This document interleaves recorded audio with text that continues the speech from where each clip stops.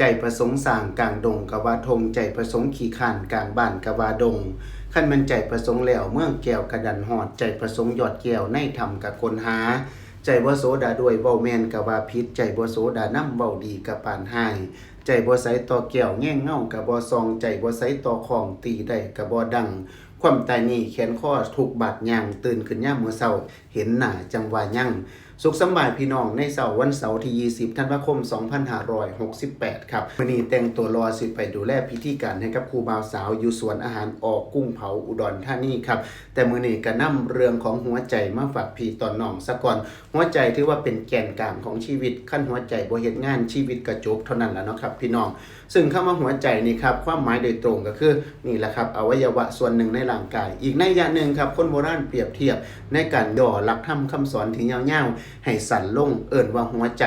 บ่ว่าสิเป็นคำผูกแขนคำอวยพรแม้แต่คำสอนเป็นต้นว่าหัวใจหรือคาถาเศรษฐีเคยได้ยินบ่ครับเพิ่นว่าอุอากะสะซึ่งย่อมาจากคำว่าอุทานสัมปทา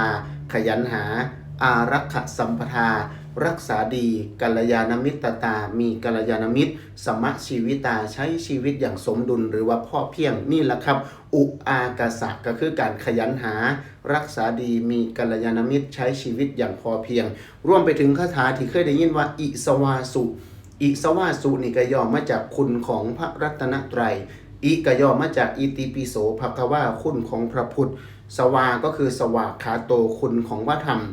สุก็คือสุปฏิปันโนคุณของพระสงฆ์ไล่ไปจนจบเวลาเฮาสวดสรรเสริญพระพุทธคุณธรรมคุณสังฆคุณแต่คนโบราณก็ย่อเป็นหัวใจพระรัตนตรัยว่าอิสวาสุอิสวาสุอิสวาสุโอ้ได้ยินแล้วเป็นตะครั้งบ่ครับนี่แหละคือความหมายอย่างแท้จริงของคนโบราณบ่ได้เฮ็ดให้ครั้งแต่เฮ็ดให้จำง่ายเอาไปเป็นข้อคิดคติเตือนใจ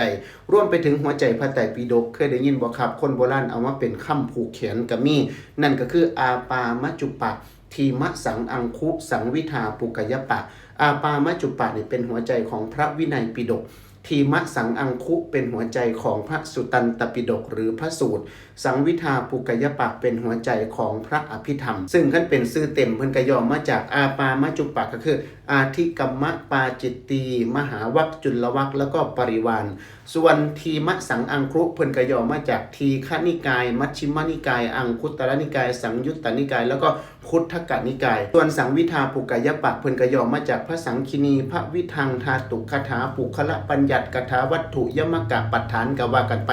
แม้กระทั่งหัวใจพระเจ้า10ชาติเตชะสุเนมะภูจนาวิเวก่อนสิเกิดมาเป็นพระพุทธเจ้าองค์ปัจจุบันของเฮาเพิ่นก็ย่อให้จำง่ายเอาไว้ถ้าบอกเล่าให้ลูกหลานฟังฉะนั้นสิ่งสำคัญหัวใจของเฮาก็ต้องดูแลหัวใจของธรรมะในการศึกษาเรียนรู้ก็ว่ากันไปส่วนผู้ใดสนใจพญานี่ก็คือเล่มนึงที่คุณนนท์แนะนำเด้อครับฉะนั้นมื้อนี้เอามาฝากพี่ตอนน้องไว้แต่เพียงเท่านี้ครับ